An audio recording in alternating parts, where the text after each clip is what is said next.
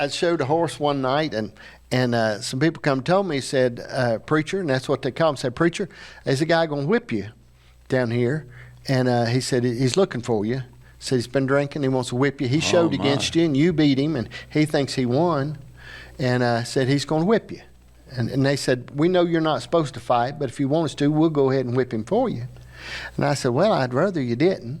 Well, we know you don't supposed to fight, so we'll whip him.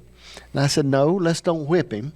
So I walked on, and he said, I'm going to whip you. And I said, well, I hate you do that. And I said, but what seems to be the issue?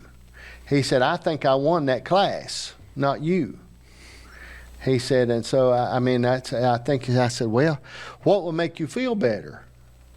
He said, if you tell me I won instead of you, he said, I said, well, let me tell you something. I think you won. Amen. I would have gave him the ribbon if he wanted it, Bob. And later on, he seen me. It must have been a month or so later, and come to me and just apologized. He said, I'm so sorry.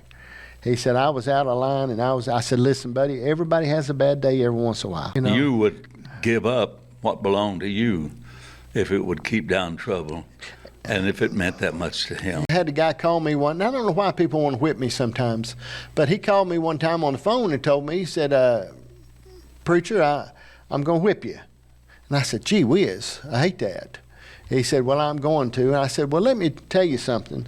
I said, you might should catch me on a Sunday morning right after church, because I feel pretty spiritual.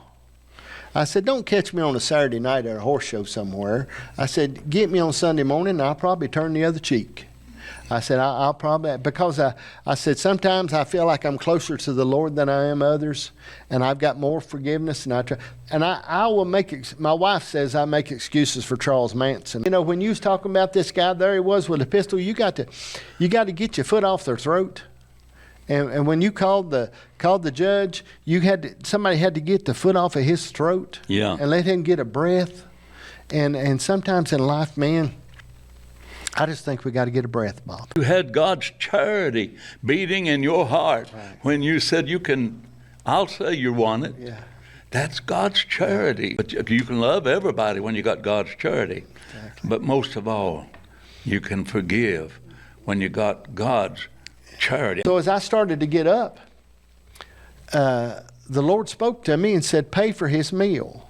When you go over there to the Ranch or to Waffle House, pay for yours. And I thought, well, I don't really want to do that. You know what I mean? And I thought, I don't want to pay for his meal. And the Lord said, pay for his meal. Amen. And so I did. So I started out of the Waffle House. And when I did, he come out the door, running out the door, and stopped me. And he sit down on the curb, and I sit down with him. He said, buddy, I want to thank you. He said, my mom just died. Hallelujah. He said, and my life just fell apart. Hallelujah. He said, and he just started talking. But I thought, I didn't want to do good, Bob, but the Lord told me to do good. And I think what we do sometimes, we think we have to feel like it.